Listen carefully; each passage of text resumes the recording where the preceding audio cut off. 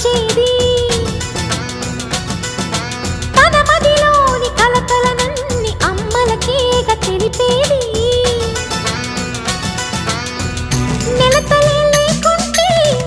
దేవుడికి నెలవేది భక్తులే రాకుంటే